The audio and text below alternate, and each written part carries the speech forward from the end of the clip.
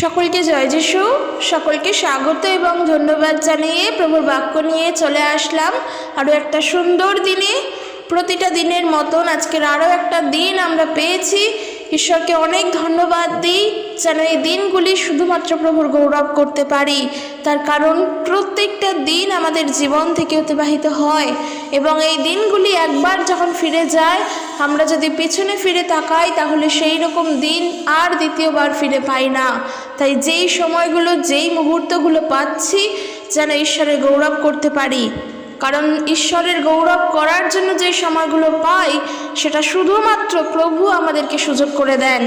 তার ইচ্ছা ছাড়া তার গৌরব করা সম্ভব নয়। কারণ যখন তার গৌরব করব, তার প্রশংসা করব, এই মুখ যখন তার প্রশংসা করে তখন জানবে, তখন তুমি সম্পূর্ণভাবে তার ইচ্ছাতেই তা করছো।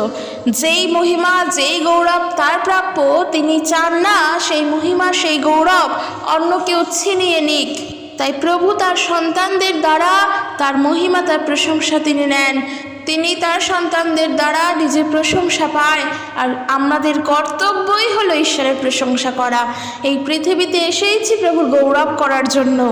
তার কারণ এই যে জীবন পেয়েছি, এই জীবনে যে এত কিছু পাচ্ছি বা এত কিছু পেয়েছি, হয়তোবা অনেক যৎসামান্য স্বল্প কিছু জিনিস পেয়েছি, তার জন্য প্রভুকে ধন্যবাদ দিই। এই জীবনটাই যদি না থাকতো আজকে কিচ্ছু করতে পারতাম না। দুটো মানুষ যে আমাকে ভালো বলে আমাকে সম্বোধন করে, এই জীবনটাই যদি না থাকতো, যদি মানুষ হয়ে নাই আসতাম, তাহলে কেউই আমাকে চিনতো না। আর এই জীবন পেয়েছি ঈশ্বরের জন্য, মানুষ হয়ে এসেছি পৃথিবীতে প্রভু যিশুর জন্য, কারণ তিনিই আমাদেরকে সৃষ্টি করেছেন। তাই তার গৌরব, তার প্রশংসা, শুধুমাত্র তার ধন্যবাদ যেন করি। কারণ আমরা ভালো করে জানি প্রভু যিশু আমাদেরকে শিক্ষা দিচ্ছেন। আমরা যদি লূক লিখিত সুসমাচার তার 10 অধ্যায় 23 পদ এবং 24 পদ পড়ি, প্রভু যিশু সেখানে তার শিষ্যদেরকে কি বলছেন? তিনি বলছেন, শিষ্যদের দিকে ফিরে তিনি একান্তে তাদের বললেন, তোমরা যা দেখছো, যে চোখ তা দেখতে পায় তা ধন্য। কারণ আমি তোমাদের বলছি, তোমরা যা দেখছো, অনেক ভাববাদী ও রাজা তা দেখবার ইচ্ছা করলেও তা দেখতে পাননি। তোমরা যা শুনছো, তা শোনার ইচ্ছা করলেও তারা তা শুনতে পাননি। সত্যি প্রভুর গৌরব মহিমা হোক। ঈশ্বরের বাক্য পড়ছি, ঈশ্বরের বাক্য শুনছি, ঈশ্বরের বাক্য বলছি, এই যে কাজগুলি করছি পবিত্র আত্মা সাহায্য করছেন বলে সত্যি প্রভুর ধন্যবাদ হোক। যদি না থাকতাম আজকের কিছুই হতো না। প্রভুর বাক্য বলছে যে তোমরা ধন্য, তোমরা তা দেখছো এবং তা তোমরা শুনছো। কারণ অনেক মানুষের ইচ্ছা থাকলেও তারা তা পায়নি।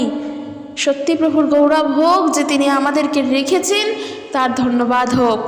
তো চলো আজকের ভিডিও শুরু করি। কিন্তু তার আগে আমি একটি কথা বলতে চাই। আমাকে একজন কমেন্ট করেছো, একজন দিদি ভাই, হয়তো সে, আশা করি তিনি আমাকে বলেছেন যে তিনি হোস্টেলে থাকেন, তাই বাইবেল পড়ার সময় কখন তাকে বলে দিতে। আমি এখানে বলতে চাই সবার উদ্দেশ্যে, যদি এরকম কেউ থেকে থাকো যে দিনের শুরুর থেকে শেষ পর্যন্ত সারাটা দিন বিজি থাকো, হতেই পারে, আমাদের দরকারি কাজকর্ম, স্কুল কলেজ, পড়াশোনা, চাকরি বাকরি সব থাকে, কিন্তু কখন বাইবেল পড়বো সেটা বুঝতে পারি না। তো আমি তাদের জন্য বলতে চাই, আমাদের দৈনন্দিন জীবনের সমস্ত কাজ যেভাবে রুটিন মাফিক হয়, একটা শিডিউলের মধ্যে থাকে এবং সেইভাবেই চলে, একটা পরিকল্পনার মধ্যে থাকে, সেইভাবেই চলে। টাইম থেকে এদিক থেকে ওদিক হলেই সমস্যা হয়। একটা নির্দিষ্ট সময়ের মধ্যে দিয়ে যেমন চলে, ঠিক সেইভাবে বাইবেল পড়ার জন্য বা প্রভুর কাছে প্রার্থনা করার জন্য, বাইবেল পড়ে প্রার্থনা করার জন্য ওই সময়টুকুনি যে প্রভুকে দেব, ওই সময়টুকুনি তোমাকে বার করে নিতে হবে। এটা তোমাকে বুদ্ধি করে তোমার সময় অনুযায়ী তোমাকে বার করে নিতে হবে।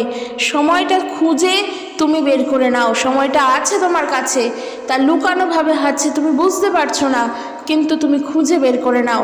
হয়তো প্রার্থনা করো, প্রভু সেই সুযোগটা দেখিয়ে দেবেন, ওই পথটা দেখিয়ে দেবেন যেই সময় তুমি প্রভুর সঙ্গে কথা বলবে। ঈশ্বরের কাজ করার জন্য আগে তার কাছে প্রার্থনা করো, তার কাজ তিনি তোমাকে দিয়ে করিয়ে নেন, তাই পথ কিন্তু তিনিই দেখিয়ে দেবেন। তাই হোস্টেলে থাকো কিংবা পড়াশোনা করো, সেটা বড় কথা নয়। বড় কথা হচ্ছে যে তুমি বাইবেল পড়বে, সেটা সময় পাচ্ছ না। আমি বলবো সময়টা তুমি বার করে নাও। সমস্ত কিছু জানিয়ে দেওয়া যায় না, সমস্ত কিছু বলে দেওয়া যায় না, নিজেদেরকে বুদ্ধি করে সেই সুযোগটা করে নিতে হয়, কিংবা প্রার্থনা করে প্রভুর থেকে সাহায্য চাইতে হয়। কিন্তু যেটা করণীয় সেটা বাইবেল পড়ো, প্রত্যেক দিন প্রার্থনা করো। কারণ এই যে প্রভু যিশু বললেন যে তোমরা যা শুনছো, তোমরা যা দেখছো, তা অনেক মানুষ তা পায় না। সত্যি তোমরা ধন্য, তোমাদের চোখ ধন্য, তোমাদের কর্ণ ধন্য, তোমাদের মুখ ধন্য। কারণ আমরা পড়ছি ঈশ্বরের বাক্য। ঈশ্বরের বাক্য পড়া, ঈশ্বরের বাক্যকে জানা এত সহজ বিষয় নয়। প্রভুর গৌরব হোক, প্রভুর ধন্যবাদ হোক, যেন এইভাবে সারাটা জীবন প্রভুর গৌরব করে যেতে পারি। তো চলো আজকের ভিডিও শুরু করি। আজকের যে বিষয় নিয়ে আলোচনা করব, আমাদের জীবনকে শয়তান দিয়াবল নানা রকমভাবে ঘিরে ধরে থাকে। আমরা দিয়াবলের হাত থেকে রক্ষা পাবো কি করে, বা আমাদের জীবনে তার পতন ঘটবে কি করে, এই একটা বিশেষ প্রশ্ন আমাদের থাকে। তার কারণ আমরা নিজেদের অনেক কাজে নিজেরা অনেক রকমভাবে জর্জরিত হয়ে থাকি, এবং আমরা বুঝতেও পারি আমাদের জীবনে দুঃখ কষ্ট বিভিন্নভাবে আসে। হয় কখনো প্রভু সেই বিষয়ে পরীক্ষা করেন এবং তার সময় আমরা উত্তীর্ণ হই, কিংবা যখন দিয়াবলের থেকে পরীক্ষা আসে তখন আমরা চিন্তায় ডুবে যাই, ডিপ্রেশনে চলে যাই, আরও জীবনে দুঃখ কষ্ট এসে বাসা বাঁধে। তো আমি সেই বিষয়গুলো নিয়েই বলতে চাই আজকে। তো আমরা লূক লিখিত সুসমাচার তার 9 অধ্যায় 57 পদ থেকে দেখি, সেখানে দেখতে পারবো সেখানের বিষয় হলো যিশুকে অনুসরণ করো। এখন কথা হলো, আমরা তো সবাই প্রভু যিশুকে অনুসরণ করি, আমরা কে অনুসরণ করছি না? এখানে উপস্থিত আমরা সবাই প্রভু যিশুকে ফলো করছি, তার কাছে প্রার্থনা করছি, তার বাক্য পড়ছি, মণ্ডলীতে যাচ্ছি, চার্চে যাচ্ছি, আমরা সবাই যিশুকে অনুসরণ করছি। কিন্তু তারপরেও বাইবেল থেকে কেন বলছে যে যিশুকে অনুসরণ করো? দেখো, বাইবেল পড়া, প্রার্থনা করা, মণ্ডলীতে যাওয়া মানে যিশুকে অনুসরণ করা নয়। উদাহরণস্বরূপ ধরো, তুমি একটা প্রাইভেটের বড় কোম্পানিতে চাকরি করো, অনেক বড় কোম্পানি, প্রাইভেটে চাকরি করছো, এবং তোমার যে কোম্পানি, তোমার যে অফিস, তা হলো আমাদের দেশের প্রধানমন্ত্রীর বাড়ির পাশে। এবং তুমি রোজ যখন তোমার অফিসে যাও, তুমি প্রধানমন্ত্রীর বাড়ির সামনে দিয়েই তোমার অফিসে গিয়ে তুমি পৌঁছচ্ছ। তার মানে কি তুমি প্রধানমন্ত্রীর বাড়িতে গেলে? যদি তুমি তোমার অফিসে যাওয়ার জন্য প্রধানমন্ত্রীর বাড়ির সামনে দিয়েই যাও, তার মানে তো মোটেই এটা নয় যে তার বাড়ির সামনে দিয়ে যাওয়া মানে আমি তার বাড়িতে যাচ্ছি, কি তার বাড়ি গিয়েই কোনো বিষয়ে কাজ করছি, তা তো নয়। আমি তার বাড়ির সামনে দিয়ে আমার গন্তব্যস্থলে আমি পৌঁছচ্ছি। তো একটি ছোট্ট উদাহরণ আমি দিলাম, এটাও সেই রকমই। তুমি প্রার্থনায় যাচ্ছ, চার্চে যাচ্ছ, মণ্ডলীতে যাচ্ছ, প্রার্থনা করছো, বাইবেল পড়ছো, মানে তুমি যিশুকে অনুসরণ করছো না। এই জিনিসটা আগে বুঝতে হবে যে প্রভু যিশুকে অনুসরণ করাটা কি। যদি আমরা লূক লিখিত সুসমাচার তার 9 অধ্যায় 57 পদ দেখি, সেখানে বলছে যে তারা যখন রাস্তা দিয়ে যাচ্ছেন, সেই সময় একজন লোক যিশুকে বলল, আপনি যেখানেই যান না কেন আমিও আপনার সঙ্গে যাব। প্রভু যিশুকে বলছে, আপনি যেখানেই যান না কেন আমি আপনার সঙ্গেই যাব। সে বলছে কি, প্রভু আপনি যদি দূর দেশে যান আমি সেদিকে যাব, যদি আপনি উত্তরে যান আমি সেদিকে যাব, যদি আপনি দক্ষিণে যান আমি সেদিকে যাব, যদি আপনি আপনার গৃহে যান আমি তবে সেই দিকেই যাব। তখন দেখো প্রভু যিশু বলছেন, শেয়ালের গর্ত আছে, আকাশের পাখিদেরও বাসা আছে, কিন্তু মানবপুত্রের কোথাও মাথা রাখার ঠাঁই নেই। তুমি মানবপুত্রের সঙ্গে যেদিকে খুশি যেতে পারো, মানবপুত্রের সহিত যেই দিকে খুশি যেতে পারো, কিন্তু তোমার মাথা গোজার ঠাঁইয়ের দরকার, মানবপুত্রের কিন্তু দরকার নেই। তার কারণ ঈশ্বরের কখনো গৃহের জন্য প্রয়োজন পড়ে না। দেখো এরপর 59 অধ্যায় বলছে, আর একজনকে তিনি বললেন, আমায় অনুসরণ করো। কিন্তু সেই লোকটি বলল, আগে গিয়ে আমার বাবাকে কবর দিয়ে আসতে দিন। কিন্তু যিশু তাকে বললেন, মৃতরাই তাদের মৃতদের কবর দেবে, তুমি গিয়ে বরং ঈশ্বরের রাজ্যের বিষয় ঘোষণা করো।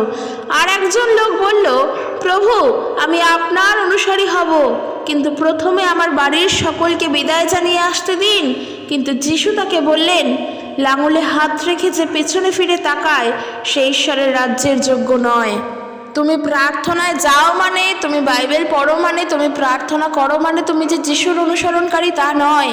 এরকম মানুষ এই ভারতবর্ষ, এই পৃথিবী কেন, এই পশ্চিমবঙ্গ জুড়ে অনেক আছে, অনেক আছে। সারা পশ্চিমবঙ্গ যদি তাকাই, এরকম মানুষ বিশ্বাসী, এরকম খ্রিস্টান বলে তারা পরিচয় দেয়, তারা প্রচুর আছে। যারা কিনা যিশুকে অনুসরণ করে বলে এই কথা বলে শুধু প্রার্থনা করে, চার্চে যায়, বাইবেল পড়তে হলে পড়ে, নালে পড়ে না, আর তারা বলে আমরা যিশুর অনুসরণকারী। কিন্তু যদি অরিজিনাল, যদি প্রকৃত অনুসরণকারীকে দেখতে হয়, তাহলে সেই ব্যক্তি জানে তার জীবনে প্রভু যিশু ছাড়া আর কিছু নয়। আর আমি চাই এখানে উপস্থিত প্রত্যেকজন ব্যক্তি সেই রকম প্রকৃত অনুসরণকারী হয়ে ওঠো। তার কারণ প্রভু যিশু বলছেন যে যে মানুষ আমাকে অনুসরণ করবে বলে আগে নিজের বাড়ির লোককে বিদায় জানিয়ে আসে, বা আগে নিজের বাড়িতে গিয়ে নিজের পরিবারকে দেখে আসে, সেই ব্যক্তি লাঙলে হাত দিয়ে পিছন দিকে ফিরে তাকায়, সে ঈশ্বরের রাজ্যের যোগ্য নয়। আজকের বিষয় অনুসারে যে শয়তানের পতন কি করে ঘটবে, তার আগে আমাদের জানা দরকার যে আমরা যিশুকে অনুসরণ করছি তো, প্রকৃত অনুসরণকারী তো আমরা প্রকৃতভাবে প্রভু যিশুকে অনুসরণ করছি তো, নাকি নিজেদের চিন্তা ভাবনা নিয়ে, নিজেদের কাজকর্ম নিয়েই ব্যস্ত থাকছি, আর দিনের 10 মিনিট সময় শুধু প্রার্থনা করছি আর বলছি আমরা যিশুকে অনুসরণ করছি? সত্যি কি আমরা তাই করছি? কারণ একজন গুরুর প্রকৃত শিষ্য হয় সেই যে তার গুরুর পদাঙ্ককে অনুসরণ করে চলে। তুমি যখন বলছো যে প্রভু তুমি যেদিকে যাবে আমি সেই দিকেই যাব, আমি তোমার সঙ্গ ধরবো, আমি তোমার সঙ্গে যাব, তার মানে তোমার এটা জেনে রাখা উচিত যে মানব পুত্রের যখন মাথা গোঁজার ঠাঁই নেই, তখন আমি তার সহিত বেরিয়ে আমি তার মতোই হব। যদি আমারও গৃহ না থাকে আমিও তাহলে গৃহেতে বাস করব না, যদি আমিও খাদ্য না পাই আমিও খাবো না। কারণ যিনি মানব পুত্র তিনি ঈশ্বর, তার খাদ্যের অভাব নেই, তাকে কেউ খেতে দেবেও না, তার প্রয়োজনও নেই, তার থাকারও প্রয়োজন নেই, নির্দিষ্ট জায়গারও দরকার নেই। যে প্রভু যিশুকে অনুসরণ করার জন্য বেরোবে সেই ব্যক্তিকে এইভাবে তৈরি হতেই হবে যে প্রভু তোমার পথে চলতে গেলে যদি খাদ্যের অভাব আসে তাতেও আমার সমস্যা নেই। কেন? তার কারণ আমি তোমাকে অনুসরণ করছি, আমি জানি তুমি আমার সঙ্গে আছো। ঠিক এই রকমভাবে তৈরি হয়েই যদি আমরা প্রভুর পথে চলি তবে জানবে প্রকৃতভাবে প্রভুকে অনুসরণ করে চলা হচ্ছে। কারণ ঈশ্বরের সেবা কার্য করার জন্য কেউ আমাদেরকে অর্থ দেবে না। আমরা ঈশ্বরের সেবা কার্য করছি, কেউ দয়া করে এসে আমাদেরকে খাবার দিয়ে যাবে না। যখন তুমি প্রভুর কার্য করছো তোমাকে জানতে হবে তোমার সব কিছু প্রভুই তোমাকে যোগাবেন। ঠিক এই রকমভাবে প্রকৃত অনুসরণকারী হয়ে আগে উঠতে হবে। যদি এইভাবে প্রকৃত অনুসরণকারী হয়ে উঠতে পারি তাহলে আমরা সকল কিছুকে জয় করতে পারবো, সমস্ত কিছুকে। আর এই সমস্ত কিছুর অর্থ হলো দিয়াবলের শক্তিকে আমরা জয় করতে পারবো। তার কারণ একটা জিনিস, মানুষ রোজগার করে কিসের জন্য? মানুষ অর্থ উপার্জন করে কিসের জন্য? এই খাদ্যের জন্য তো, খেয়ে পড়ে বেঁচে থাকার জন্য, এই পেটের জন্য। আর মানুষ এই পেটের জন্য যে পথে রোজগার করুক না কেন সমস্ত যে ভালো পথ তাও নয়। মানুষ খারাপ পথে নেমেও রোজগার করে, অর্থ উপার্জন করে এবং তার দ্বারা সংসার চালনা করে। হতেই পারে, এমন তো নয় যে সারা পৃথিবী জুড়ে সব জায়গায় একমাত্র সৎ কাজকর্ম চলে, তা তো নয়। অসৎ কাজকর্ম চলে, অসৎ উপায়েও মানুষ টাকা রোজগার করছে, খেয়ে পড়ে বেঁচে থাকছে। একজন প্রকৃত মানুষ হয়ে কখনোই তোমার কর্তব্য নয় যে তুমি অসৎ পথে উপার্জন করো। এই যে খাদ্য এবং পেট, এই উভয়কেই লোভ করেন ঈশ্বর। কারণ বাক্য তা বলছে, আমাদের জন্য যে সব কাজ করা মঙ্গলকরক তা তো নয়, সব কাজই আমাদের জন্য যে সঠিক তাও নয়। এই খাদ্য আর পেট এই দুইকেই লোভ করেন ঈশ্বর। আর যখন দেখবে তোমার ঘরে চাল ডালের অভাব, তখন আর তুমি কিন্তু যিশুর নাম প্রচার করছো না, তখন আর তোমার মাথায়ও থাকবে না যে তুমি যিশুকে অনুসরণ করার কথা প্রভুর কাছে বলেছো যে আমি তোমাকে অনুসরণ করব। আর ঠিক এই সময়গুলোতেও কিন্তু দিয়াবল আমাদের জীবনে কাজ করে, তখনও কিন্তু মন্দ শক্তি আমাদের জীবনে কাজ করে। যখন আমাদের অর্থাভাব থাকে আমাদের তখন প্রভুর প্রতি বিশ্বাসটাও হারিয়ে যায়। ঠিক আমি এগুলোই বলতে চাইছি, হয়তো এই বিষয়গুলো একসঙ্গে বলছি। এইগুলোই বিষয় যে যখন যিশুকে অনুসরণ করছো বলে প্রতিজ্ঞা করেছো, তখন তোমার ঘরে যা আছে যদি শুধুমাত্র জল থাকে তার জন্য প্রভুকে ধন্যবাদ দাও যে প্রভু ওই জলটুকুনি খেয়েও আমার পেটটা ভরবে, কিন্তু আমি তোমার পথকে ছাড়বো না। কিন্তু তার জন্য কোনোভাবে প্রভুকে দোষারোপ করো না যে প্রভু কেন এই জিনিসটা আমার ঘরে হলো, কেন আমি তোমাকে জানার পরেও আমার ঘরে চাল নেই, তোমাকে জানার পরেও আজকের আমার জীবনে শান্তি নেই। এই অভিযোগটা প্রভুর প্রতি তুলো না, কারণ যখন অভিযোগ তুলছো দিয়াবলকে কিন্তু আমরাই জায়গা করে দিচ্ছি। শয়তানের পতন আমরা আমাদের জীবন থেকে ঘটাতে চাই, যেন তার পতন ঘটে, যেন দিয়াবলের শক্তি একেবারে শক্তিহীন হয়ে পড়ে, আমরা এইটা চাই। কিন্তু দেখা যায় কোনো না কোনোভাবে প্রভুর নামকেও আমরা সঠিকভাবে উজ্জ্বল করতে পারি না, আর যার ফলে দিয়াবল এমনিই কাজ করে আমাদের জীবনে। যেমন সারাদিনে যদি বাক্য পড়ার সময় না পাই, প্রার্থনা করার সময় না পাই, তো দিয়াবল তো কাজ করবেই। কারণ আমরা যখন বাক্য পড়ি তখন সেই বাক্যের প্রতি চলবো বলে প্রার্থনা করি, সেই বাক্যকে মাথায় রেখে, সেই বাক্যকে হৃদয়ে রেখে, সেই বাক্যের অনুসরণকারী হয়ে চলতে চাই। যখন প্রভুর কাছে প্রার্থনা করি এবং যখন প্রত্যেক দিনের জীবনে চলে আমরা স্মরণ করি যে আমরা প্রার্থনা ঈশ্বরকে কী বলেছিলাম, আমরা স্মরণ করি আমরা কোনটা যিশুর থেকে চেয়েছিলাম, আমরা স্মরণ করি প্রভু আমাদেরকে কি দেবেন বলেছিলেন, এই সকল কিছু আমরা স্মরণ করি। কিন্তু যখন প্রার্থনাই করি না, যখন ঈশ্বরের বাক্যকে পড়ি না, ঈশ্বরের বাক্যকে ফলোই করি না, তাহলে আর আমরা কি যিশুকে অনুসরণ করে চলবো? কারণ ঈশ্বরের বাক্যই তো হলেন প্রভু যিশু, আর সেই পবিত্র বাক্য বাইবেল থেকে আমরা পাই। তাই আমি এটাই বলতে চাই যে যখন আমরা প্রার্থনা করছি, আমরা যেন মাথায় রেখে প্রার্থনা করি যে প্রভু আমি তোমাকে অনুসরণ করতে চাই, আমাকে তুমি তৈরি করো। এইটা আমাদেরকে চাইতে হবে, কারণ আমরা শিষ্য হতে চাই প্রভুর, আর বিশ্বাসী থাকবো না। আমরা শিষ্য হতে চাই। যখন আমরা প্রভুর শিষ্য হব, আমরা পারবো প্রভুতে এগিয়ে চলতে। আর প্রভুর শিষ্য হওয়া মানে প্রভুকে অনুসরণ করে চলা, শুধুমাত্র প্রভুকে। হয়তো সেই পথ অনেক দুর্গম, সেই পথ অনেক বন্ধুর প্রকৃতির, সেই পথ সংকীর্ণ, আর আমাদের কর্তব্য সেই সংকীর্ণ দ্বার দিয়ে প্রবেশ করা।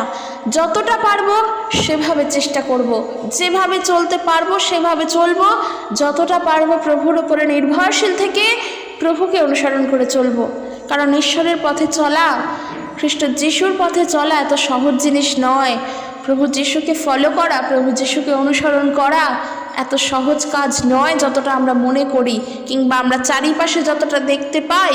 বিশেষ করে এখনকার যুগে ভণ্ড শিক্ষকেরা এত বেশি ছড়িয়ে পড়েছে, তাদের জীবনযাপন যখন লাক্সারিভাবে দেখি, তাদের জীবনযাপন আমরা মনে করি কত সুন্দর তারা প্রভুর সেবা কার্য করছে, কত ইনকাম তারা করছে, তারা কত সুন্দর চার্চে গিয়ে প্রার্থনা করছে, তারা কত দামি দামি পোশাক পরছে, তারা কত সুন্দর কথা বলছে, কত মানুষ তাদেরকে চেনে। আর তখন হয়তো আমাদেরও মনে জাগে যে আমি যদি একটু এরকম হতে পারতাম। কিন্তু বিশ্বাস করো, খ্রিস্টের পথে চলা এত সহজ নয়। কারণ আমরা দেখলাম প্রভু যিশু বলছেন আমাকে অনুসরণ করা মানে তুমি তোমার নিজের স্থান ছেড়ে বেরিয়ে এসো। আমরা জানি যে আমাদের প্রত্যেকেরই প্রভু যিশুতে এসে নবজন্ম লাভ হয়েছে, তাই তো? অর্থাৎ আমাদের এই নবজন্ম হওয়ার অর্থ কি? আমরা বলি আমরা কনভার্ট হয়েছি, আর মানুষ মনে করে আমরা হিন্দু থেকে খ্রিস্টানে গেছি। বিষয়টা তো আদৌ সেটা নয়। কনভার্ট আমরা রূপান্তরিত হয়েছি। কোথায় হয়েছি? আমাদের জীবন ধারণ এক রকমের ছিল, প্রভু যিশুকে জানার পর আমাদের জীবনযাপন অন্যরকম হয়েছে।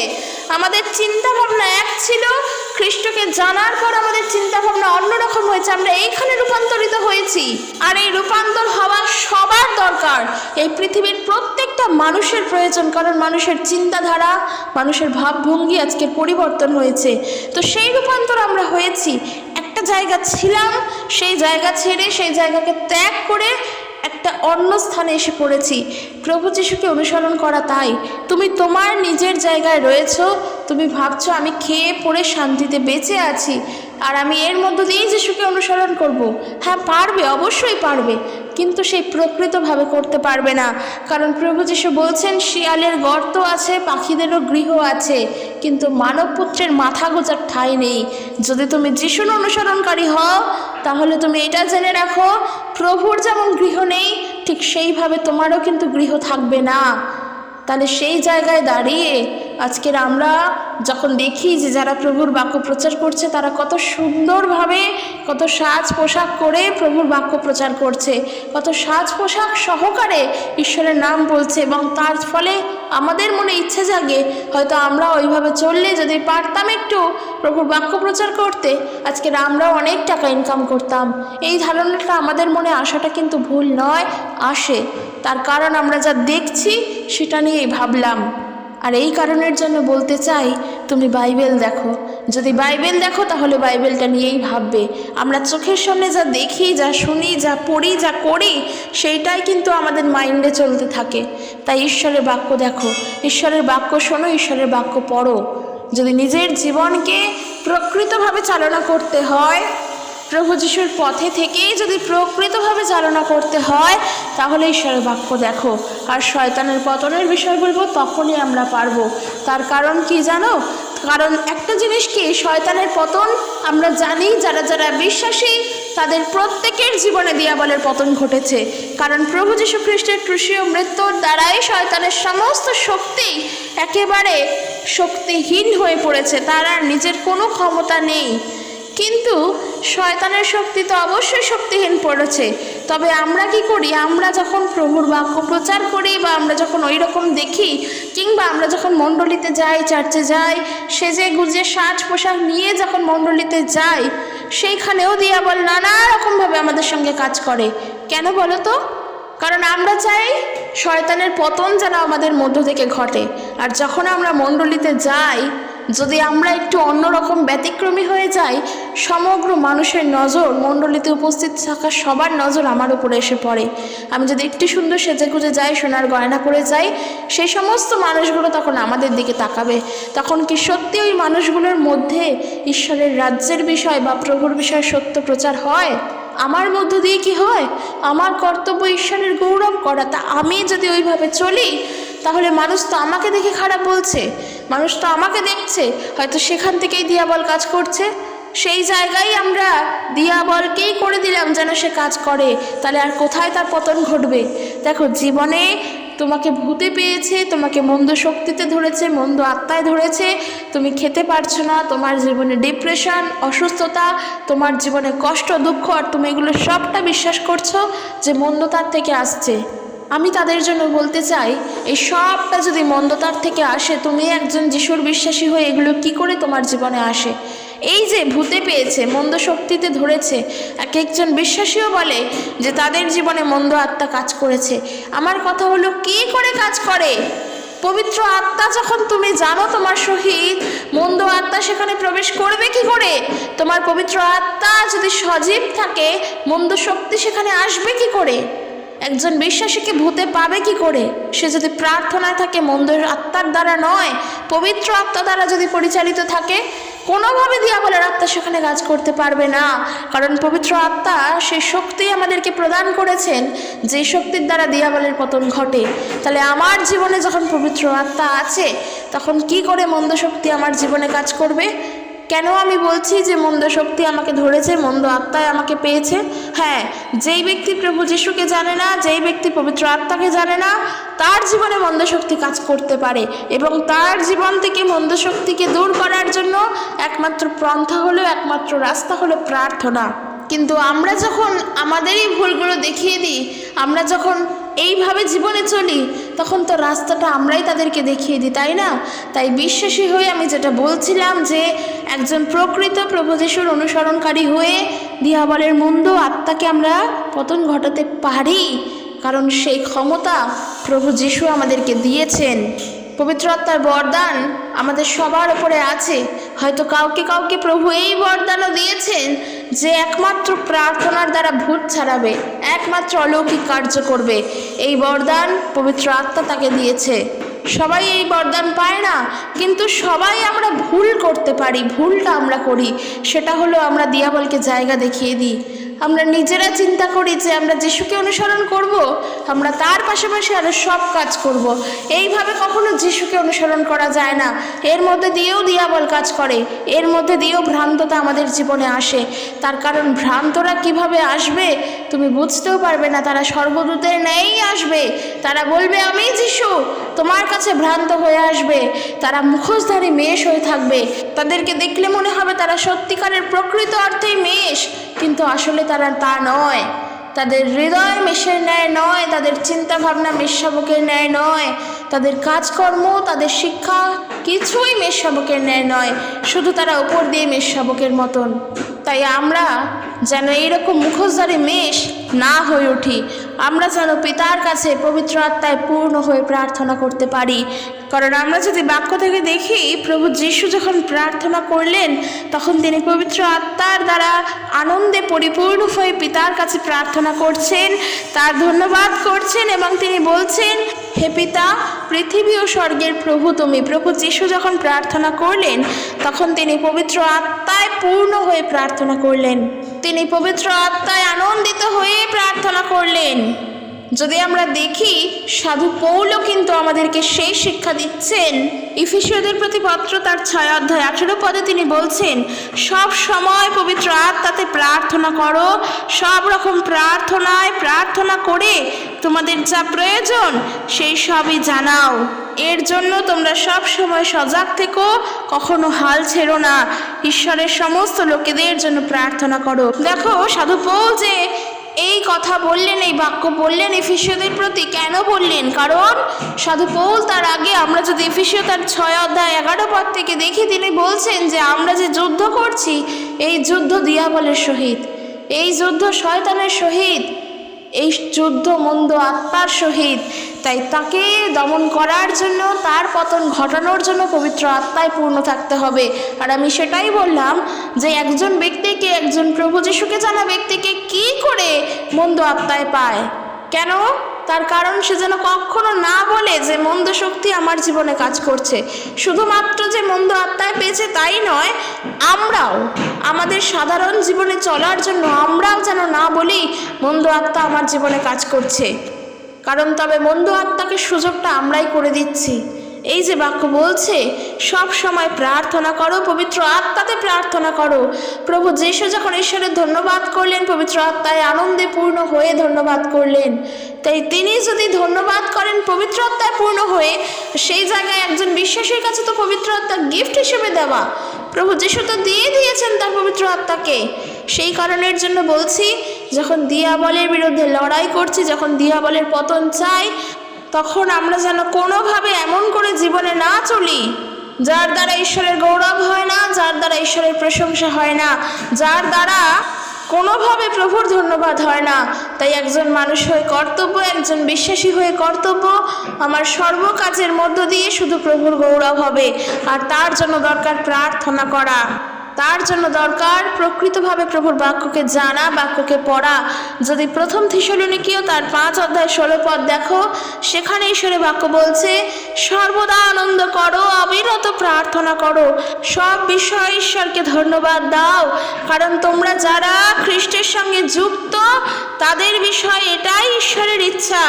পবিত্র আত্মাকে নির্বাণ করো না, অর্থাৎ পবিত্র আত্মাকে উপেক্ষা করো না। কখনো পবিত্র আত্মাকে ছোট জ্ঞান করো না যে ও প্রভু যিশু দিয়েছেন, আদেও আছে কিনা কে জানে, আমি আমার মতো চলি, দেখা তো যায় না তাই আমি বিশ্বাসও করি না। উপেক্ষা করো না, পবিত্র আত্মাকে নির্বাণ করো না। কারণ যখন তুমি খ্রিস্টের সঙ্গে যুক্ত, তখন তোমার প্রথম করণীয় প্রভু যিশুকে অনুসরণ করা।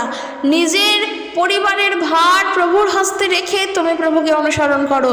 তুমি আজকের প্রার্থনায় যাচ্ছ, কিন্তু তোমার মন পড়ে আছে তোমার ঘরের দিকে, তোমার বাড়িতে কি হচ্ছে, সেই তোমার ব্যক্তি অসুস্থ, তোমার বাবা মা অসুস্থ, তুমি তাদেরকে ছেড়ে প্রার্থনায় যেতে হয় বলে গেছো, কিন্তু তোমার মন পড়ে আছে কি ঘরের দিকে। এইভাবে কখনো প্রার্থনা বসো না। যখন প্রভু যিশুর কাছে প্রার্থনা করতে বসছো, তখন তুমি অন্য চিন্তা করছো, যেটা নিয়ে গতকাল আলোচনা করলাম। এইভাবে প্রার্থনা করো না। এরম করে পবিত্র আত্মাকে কিন্তু আমরা উপেক্ষা করি, তাকে নির্বাণ করি। কিন্তু বাইবেল বলছে, যখন এই প্রার্থনা করবে, পবিত্র আত্মায় পূর্ণ হয়ে প্রার্থনা করো।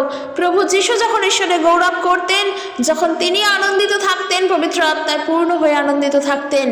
তাই চেষ্টা করবে সব সময় যেন প্রার্থনায় থাকো, প্রভুকে অনুসরণ করে চলতে পারো।